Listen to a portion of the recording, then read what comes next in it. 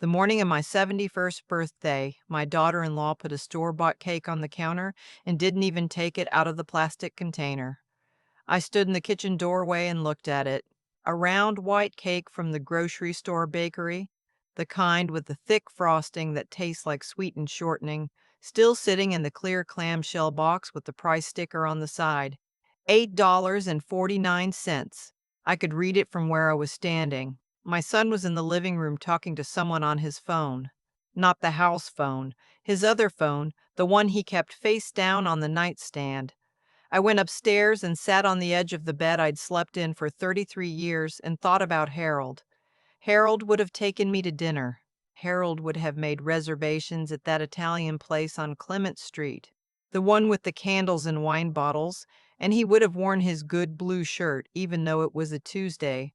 Harold had been gone for 4 years and I still reached for him sometimes in the dark, just the automatic reach of someone who'd slept next to the same person for so long that their body forgot the rest. But Harold was gone, and I had moved in with my son 8 months ago because my knees had gotten bad and the house on Pinecrest Drive had 3 sets of stairs and I had fallen twice in 1 month, once on the back porch steps and once coming out of the bathroom. And my son had said, "Mom, you can't stay there alone anymore. Come stay with us. We have the room." I believed him. That was my first mistake. The house in Walnut Creek was nice. I want to be fair. It was a newer construction, one of those developments where all the houses look nearly identical, but they have crown molding inside to make you feel like they don't. My son and his wife had the master upstairs. Their 2 kids shared a room down the hall, and I had the guest room at the end, which had a window that faced the neighbor's fence. I kept a photo of Harold on the nightstand and a small ceramic lamp I'd brought from Pinecrest Drive because the overhead light in that room was too bright and made everything feel clinical. My daughter-in-law, whose name is Bethany, had seemed warm at first. She hugged me when I arrived. She said, "We're so glad you're here, Lucille." She used my name the way people do when they're trying to make an impression, the way salespeople do, front-loading it into sentences. "Lucille, let me know if you need anything." "Lucille, dinner's at 6. "Lucille, I set some fresh towels in the bathroom for you." Within 2 weeks, she had stopped using my name. Within a month, she had stopped saying good morning. I am not an unreasonable person. I have lived long enough to understand that people have hard days, that personalities take time to settle around new arrangements, that moving a mother-in-law into your home is not a small thing, and nobody floats through that transition on goodwill alone. I gave her room. I stayed in my room a lot. I didn't offer opinions on her cooking or how she spoke to the children. I did my own laundry. I washed my own dishes. I tried in every way I knew how to take up as little space as possible. But some people, I've come to understand, do not want you to take up less space. Some people want you to disappear entirely. I had worked for 31 years as a licensed practical nurse at a regional hospital outside Sacramento. I had managed shift rotations, tracked medications, read charts, caught errors that would have hurt people if I hadn't. I understood systems. I understood how paperwork moved through institutions, what signatures meant, what forms were filed when someone's autonomy was being assessed. I had held the hands of patients whose families were making decisions about their futures, and I had watched how those processes began slowly with small conversations and careful paperwork before the person at the center of it understood what was happening. I knew what the beginning of that process looked like. I did not know when I moved into that guest room on Ridgewood Court that I was about to watch it happen to me. The birthday cake was in November. The birthday cake was the small thing that I will tell people about because it is the easiest to describe, the most compact version of what our 8 months had become. But the birthday cake was not where it started. It started in September. My son sat down with me at the kitchen table one evening while Bethany was picking up the kids from school. He brought 2 mugs of coffee, which should have been my first clue, because he had not brought me coffee voluntarily since I had moved in. He sat down and he smiled in the way that people smile when they are about to ask you for something significant.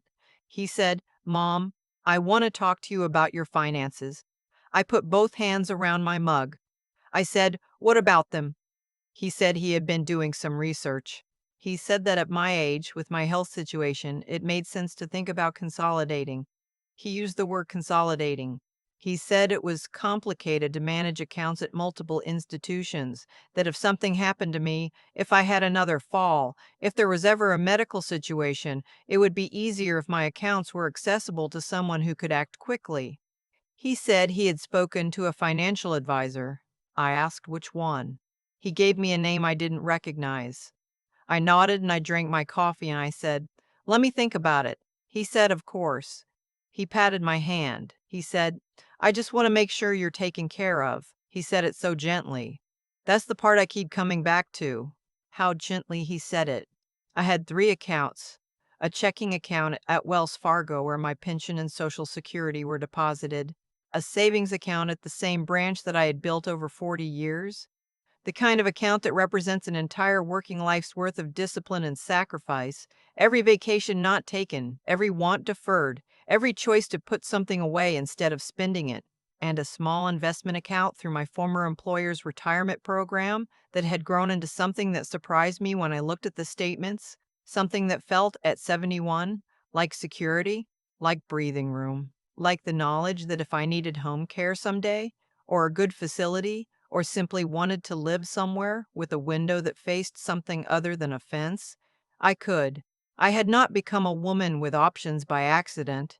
I was not going to hand those options to anyone, including my son, without understanding exactly what I was being asked to sign. The birthday came and went. My son ordered dinner from a Thai place, which was thoughtful in its own way, but the clamshell cake stayed on the counter until the next morning and nobody sang. My granddaughter, who is 9 years old and has her grandfather's eyes, found me in my room after dinner and sat on the edge of the bed and said, "Grandma, I made you a card." It was folded construction paper, purple with crayon flowers, and the words "Happy Birthday" in careful, uneven letters. I still have it. I will have it until I die. She said, "Are you okay?" I said, "I'm fine, sweetheart. I'm just a little tired." She said, "Mommy and Daddy were talking about you last night, after we went to bed." I looked at her. I said, "Oh?" She said, "I don't know what they said. I just heard your name and the word doctor." She didn't know what it meant. She was 9. She was just reporting what she had overheard the way children do, storing it away and then releasing it because it seemed connected to something in front of her. She curled up next to me and we looked at the photo of Harold on the nightstand and she asked me if I missed him. And I said yes, every day. And she said, "I miss him too." And we sat there for a while in the quiet. After she went to bed, I lay in the dark and thought about the word doctor. I thought about it for a long time. 2 days after my birthday, I found the folder. I had not been looking for it. I want to be clear about that because I know how it sounds. An old woman rifling through her son's things, looking for evidence of some conspiracy. That is not what happened. What happened was that I went into the small office off the hallway to use the printer because mine was out of ink and the folder was on the desk, not in a drawer, not hidden, sitting right there next to the keyboard, and it had my name on the tab in my son's handwriting. Lucille M. O'Coffer, my full name, my maiden name included, which I had kept professionally after I married Harold because I had already built a career under it and it felt like mine. My son knew this because he had filled out my hospital admission forms twice and my doctor's intake paperwork when I moved, and I had told him clearly both times that I went by Lucille O'Coffer on all formal documents. I opened the folder. There were three things inside. The first was a printout from a website. It was an article about cognitive assessment for seniors, the kind of general informational piece you might find if you searched something like "How to Evaluate Elderly Parent Mental Decline." It had several paragraphs highlighted in yellow. The second was a form. I recognized it because I had processed forms adjacent to it during my years in healthcare. It was not a completed document. It was a blank intake form for a geriatric psychological evaluation, the kind that was often the first step in a formal competency assessment. The third was a handwritten note in Bethany's handwriting. It said, Call Dr. V Friday, confirm apt, don't tell her yet, don't tell her yet. I read those 3 words 4 times. Then I closed the folder, put it back exactly as I had found it, and walked back to my room. I sat down in the chair by the window. Outside, the neighbor's fence was exactly as it always was, wooden and brown, and saying nothing. A bird landed on the top rail and looked around and flew away. I did not cry. I had spent 31 years in rooms where people were frightened and in pain, and I had learned in those rooms that crying was a thing you did after, not during. During, you assess the situation. During, you figured out what you were working with and what your next steps were. During, you kept your hands steady. My hands were steady. I had a friend named Cora who had been my closest friend since we worked together at the hospital in the early 90s. Cora had retired to a little place in Concord, about 20 minutes away. She was 74, sharp as a tack, and she had a nephew who was a family law attorney in Oakland. I called her that afternoon when the house was empty. I said, Cora, I need you to call Leonard for me. She said, what's going on? I said, I need to know what a cognitive competency evaluation means in terms of legal rights, and I need to know what steps I should take right now to protect myself. There was a pause on her end. Then she said, Lucille, how bad is it?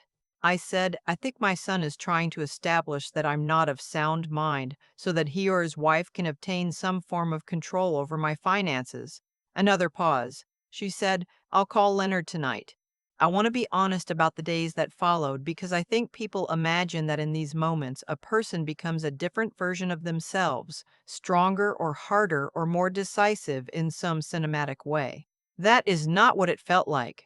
What it felt like was ordinary and devastating at the same time, the way grief feels, the way any profound loss feels, that strange doubling where life continues around you in its normal texture, meals and weather and television sounds from the other room, and underneath it a thing has shifted that you cannot shift back. I loved my son. I want that to be understood. I had held that boy when he was 3 days old and running a fever, and I had been so frightened that I stood next to his bassinet all night, just watching him breathe. I had worked double shifts so he could go to a good school. I had sat with him through failures and setbacks and the kind of heartbreaks that feel unsurvivable when you are young. I loved him with the specific, irrational, cellular love of a mother, and nothing that he was doing changed that. Not really. But love does not require you to hand someone the keys to your life.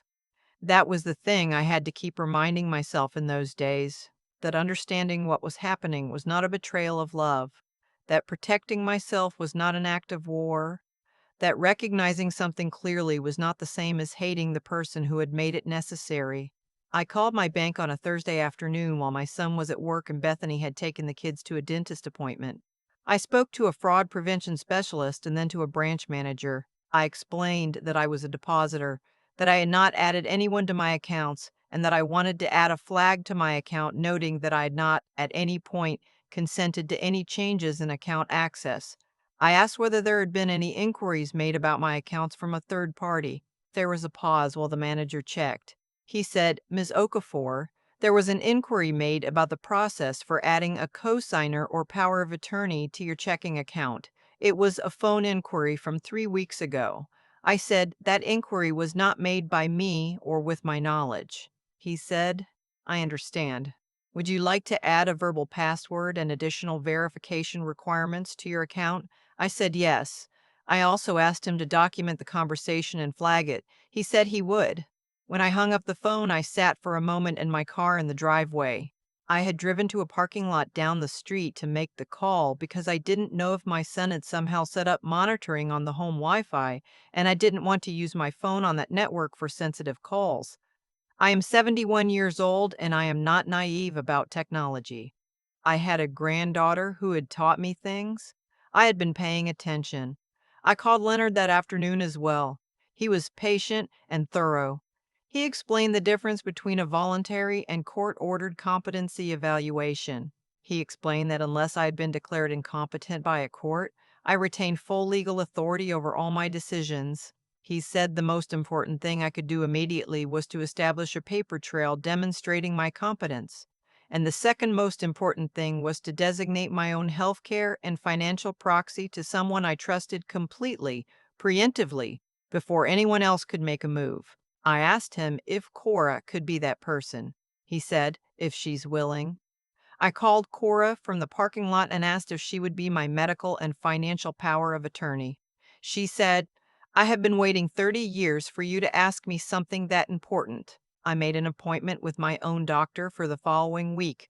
My doctor of 12 years, who knew my history, who had been managing my knee situation and my blood pressure medication and every annual physical for over a decade. I told her what was happening. I asked her to document in my medical record that I had come in of my own volition, that I was oriented and coherent, that I had described the situation clearly and in detail, and that there were no clinical indicators of cognitive decline. She looked at me over her reading glasses for a moment. She said, Lucille, this is one of the clearer conversations I've had this week. She documented everything. Leonard drew up the power of attorney paperwork.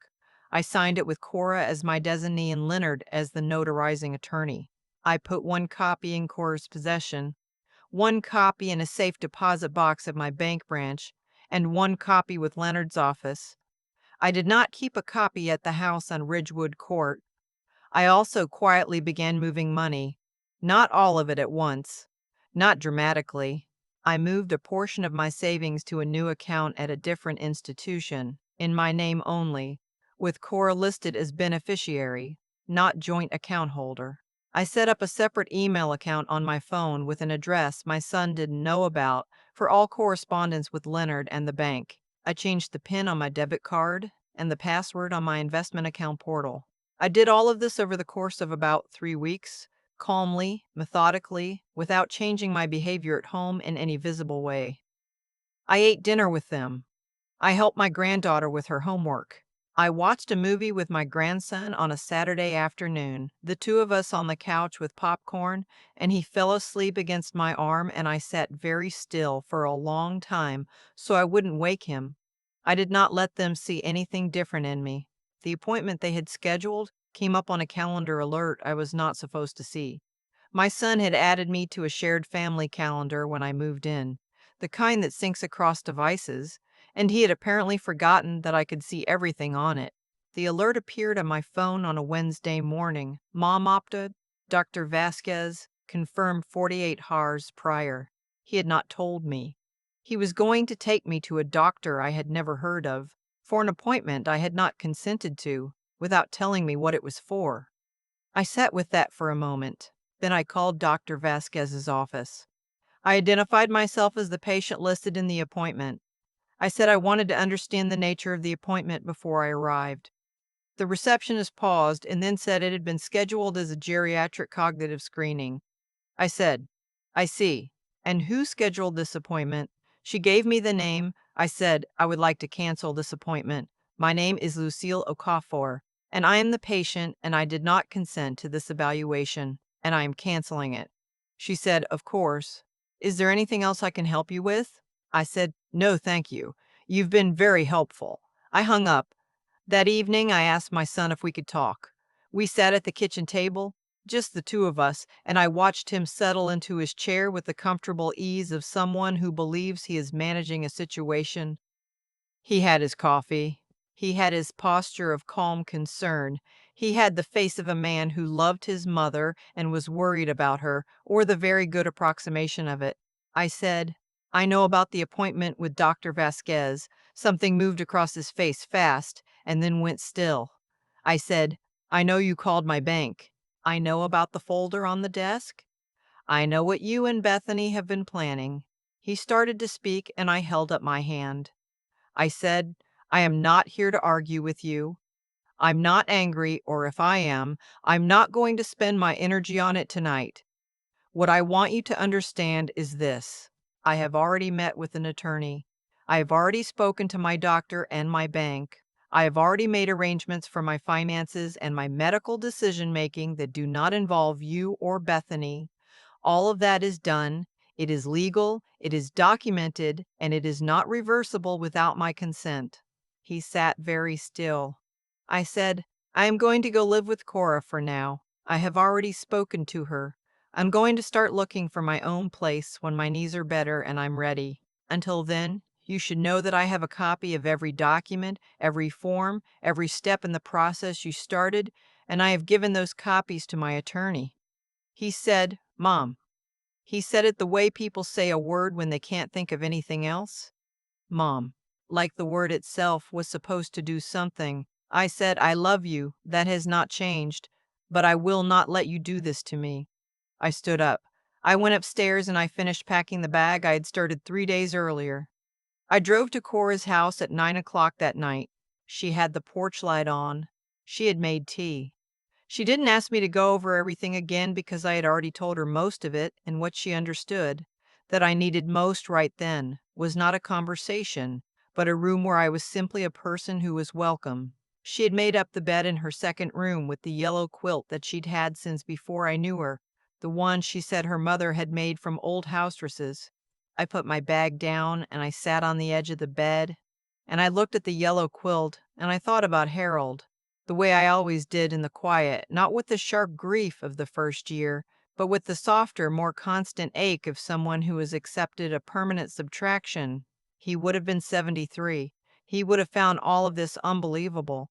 He would have said, "Lucille, you handled it." I pulled the quilt up and lay back on the pillow and listened to the sounds of Cora's house, the refrigerator hum, a car passing outside, the particular settling sounds of an older home, and I felt for the first time in 8 months that I could breathe all the way to the bottom of my lungs. There's a thing that happens when you've been holding yourself carefully for a long time, when the vigilance finally isn't necessary anymore, even just for a night, even just in one room. Your body remembers what it feels like to not be braced.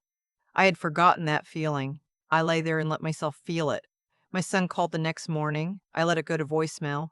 He called twice more over the next 3 days. I listened to the voicemails. He said he hadn't realized how it looked. He said Bethany had been worried. He said he had only been trying to help. Each message had the same shape, a series of explanations in decreasing confidence, the careful architecture of someone who knows what they did but has not yet decided what to do with that knowledge. I did not call him back right away. I am not a woman who gives closure on someone else's timeline.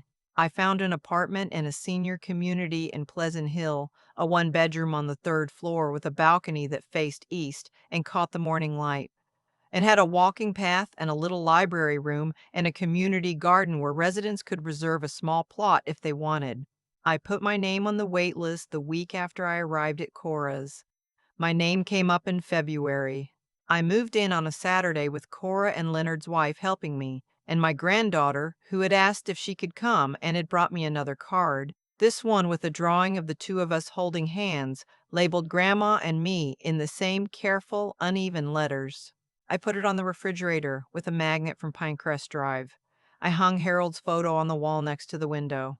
I opened the balcony door and let the morning air come in, the particular February cold of Northern California that is not really cold but just brisk, and I stood there for a long time with my coffee and looked at the light coming up over the rooftops. My accounts were mine. My name was mine. My days were mine. I had spent 31 years watching people fight to hold on to what was theirs when they were frightened and vulnerable and dependent on people who may or may not have had their interests at heart. I had seen what happened when someone got there in time, when the paperwork was in order, when someone had thought ahead. I had also seen what happened when they hadn't. I had not come this far to be the second kind of story. The morning was quiet and still and entirely my own, and I stood in it and breathed, and I did not need anyone's permission for a single moment of it. I have thought a lot about what I would tell someone who was standing where I was standing 8 months into living in that guest room on Ridgewood Court. Someone who loves their child the way I love mine, completely and without condition, and who is also beginning to feel, quietly, in the back of the chest where you don't let things show, that something is wrong. What I would tell them is this: the love is not the problem. The love was never the problem. the problem is the belief, which so many of us carry without examining it, that love requires us to be passive, that to protect ourselves is somehow a form of rejection, that asking hard questions means we have stopped trusting. None of that is true. Protecting yourself is not a cold act. It is, if anything, the most honest one. What happened to me did not happen because my son was born a bad person. I don't believe that. I think he made choices, one after another, that moved him further from who he was raised to be, and I think Bethany made choices alongside him, and I think somewhere in the middle of all of it, they convinced themselves that what they were doing was reasonable, that I was old, that I was going to need managing eventually, that getting ahead of it was practical, not predatory. I think people are very good at building stories around their own behavior that make the behavior feel justified.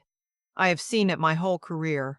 I have seen it in families gathered around hospital beds, making decisions that were really about money and calling it love. The difference between what they planned and what actually happened came down to one thing: I paid attention. I had spent 31 years in a profession that required me to read a situation accurately, to notice what a document said and what it implied, to understand the distance between what someone told me and what was actually true. That knowledge did not leave me when I retired. It was in my hands, in my instincts, in the particular quality of alertness that comes from decades of being the person in the room who could not afford to miss something. I used it, that was all. I used what I had spent a lifetime building. There is something I want to say about Cora, because she is not a footnote in this story. She is the reason the ending looks the way it does. I have known her for over 30 years, and she has never once made me feel like a burden, never once made me feel like my problems were an inconvenience to her life. When I called her and said I needed help, she did not hesitate. That kind of friendship is not an accident. It is the result of years of showing up for each other, of building something real over time. The people who will stand beside you when things fall apart are almost always the people you have been standing beside all along. I think about my granddaughter drawing the two of us holding hands on that purple construction paper. She did not know what was happening around her, not really, but she knew something was wrong, and she came to find me anyway. Children understand more than we think. They feel the temperature of a room even when they don't know why it's changed. I'm in my apartment now. The morning light comes in from the east and lands on Harold's photograph, and I have a plot in the community garden where I am trying, for the first time in my life, to grow tomatoes. I don't know if I'm doing it right, but I am doing it and it is mine and nobody can take that from me. That is not a small thing. That is everything.